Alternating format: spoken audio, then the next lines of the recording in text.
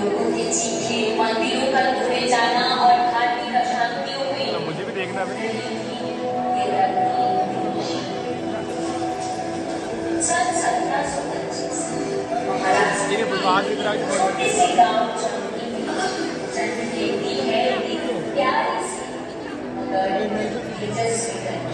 ओ भाई थोड़ा नीचे रखने पूरे गांव में थोड़ा सा मिठाइयाँ बांटो, घर में लक्ष्मी आई है। किसे पता था तुमको हंसी आई वो चुनके अंदाज में भारी प्रश्नों से सबको हैरान करने वाली ये लड़की आगे चलकर इतिहास रचने वाली।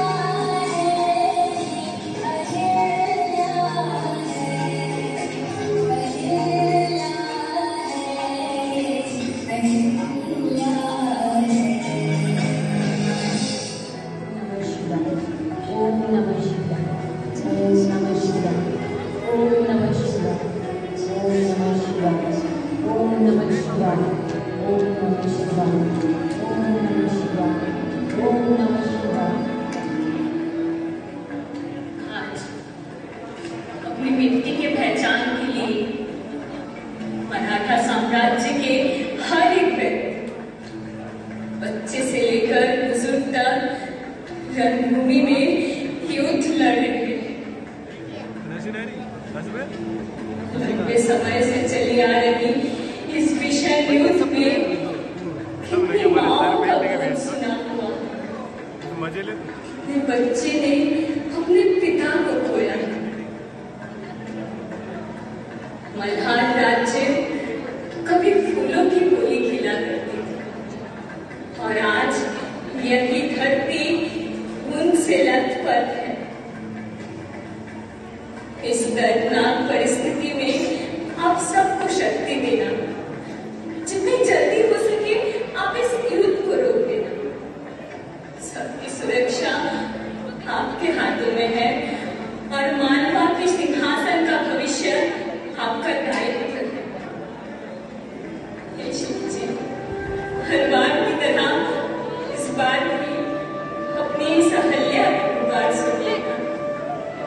जय शिव शंभो, जय शिव शंभो।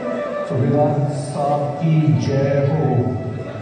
बड़े दुख के साथ कहना पड़ रहा है कि छोटे सुबेदार साहब युद्ध लड़ते लड़ते वीर गति को प्राप्त हो गए हैं।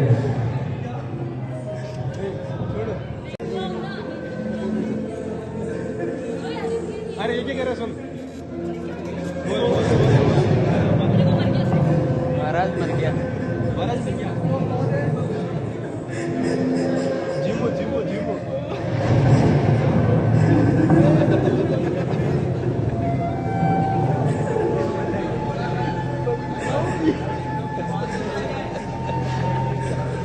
अलामत याद समय के साथ साथ मालवा ने मल्हार सुबेदार जी को कंधा दिया।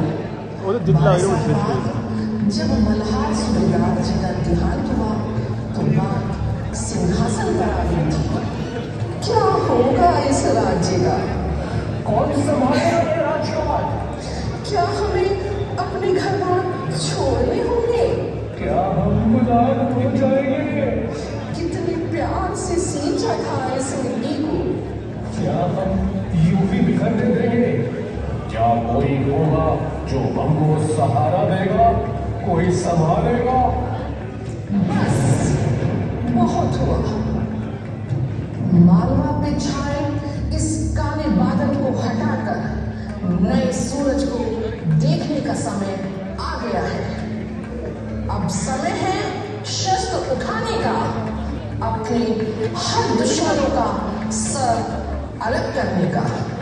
जब तक शरीर में प्राण शेष है, मालवा के सिंहासन पे आंख उठाकर कोई देख नहीं सकता।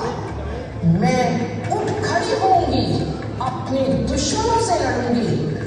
मालवा अब मृत्यु का शोक नहीं, जीत का जश्न मनाएगा।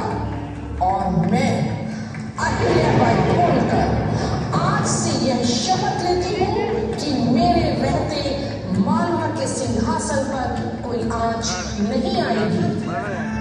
इनको लेकर एक बहुत ही फेमस घटना हुई।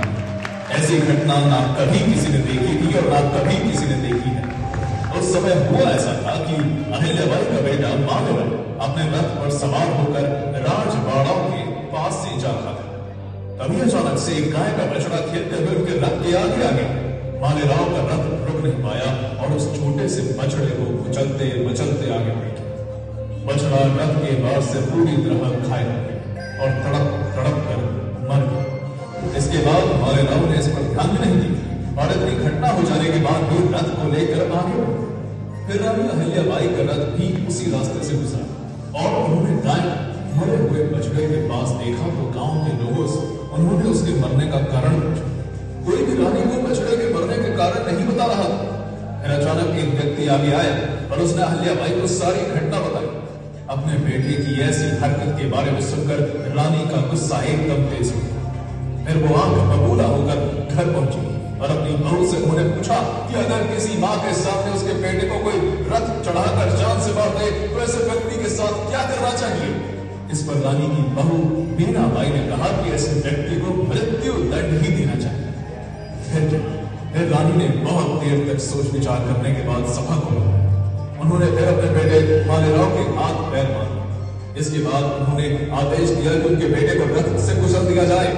इसके बाद चारों तरफ सन्नाटा छा गया, कोई भी इस काम के लिए आगे नहीं आ रहा था। रानी गुस्से में खुद उठकर खड़ी हो गई और रथ को थाम ली। जैसे ही वो रथ को लेकर आगे बढ़ने लगी, वैसे ही उस बछड़े की मां रथ के आगे आकर खड़ी हो गई। उसे बहुत बड़ा हटाया गया, लेकिन वो गाय हटी नहीं। फिर सभी ने रानी से कहा कि ये बात इशारा कर रही है कि मालेराव पर दया की जाए। इस घटना से आप सभी उनके न्याय का अंदाजा लगा सकते हैं। अहिल्याबाई को न्याय की देवी के नाम से जाना जाता है। महादेव की भक्ति का जिसने था हर पल प्रसाद, राज्य का शिव जी को बनाया था महाराज। पल पल में चेष्टा थी और न्याय का आगाज। यही तो थी महारानी अहिल्याबाई। जब महसूस हुआ अपने राज्य पर आगाज आया, उसने महादेव को अपना महाराज मानकर हथियार उठाया। जब लगी अपनी सेना में सैनिकों की कमी, महिलाओं को एक नया रूप देकर योद्धा बनाया। और जब प्रेषण कर लगी उनके अंदर साहस की कमी, तो गुर्जारों को थमाकर उनका भेद सिखाया। तुम ग्रही नहीं बल्कि तुम दुर्गा उमा काली हो, इस राज्य की रखवाली हो। हार या जीत का नहीं रखो इसमें कोई भी विचार। जीत हार नहीं बल्कि इतिहास पन्नों में होगा ये बेमिसाल। दिया था उनसे फिर एक बार ये गहरा संदेश, नहीं रहेगी नारी चार दीवारी में है। ऐसी थी अहिल्याबाई जिसने नारी के आंखों में भी तलवार थमाई।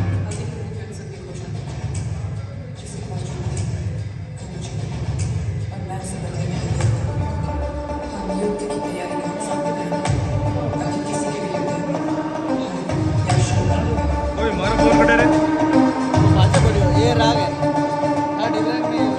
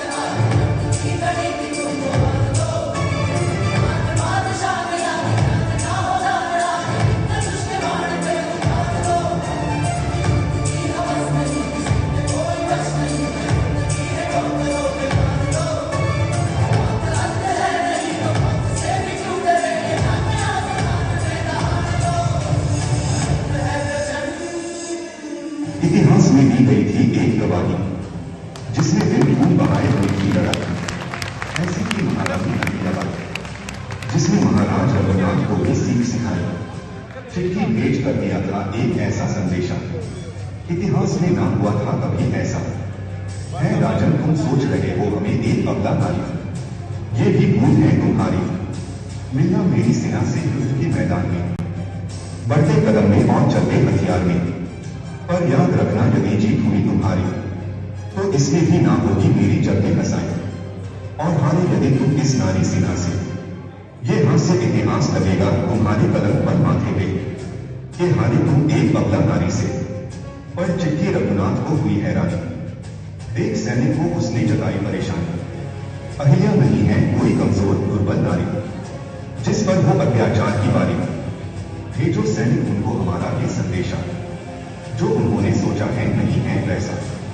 आना था मैं बस वहां शोक मानने, न कि उनका राज्य हथियाने। और नहीं है मेरा कोई ऐसा विचार, जिसने उनके राज्य में हो मेरी सरकार। लड़ना नहीं है मुझे इस महान नारी से, वीरों की उदारी से। ऐसी थी महारानी अहिल्याबाई, जिसकी इतिहास भी देता है वीरता की गवाही। बिन औजार जिसने की थी एक अनूठी लड़ाई, जिसने खून की एक बूंद तक न बहाई। ऐसी थी महान अहिल्याबाई।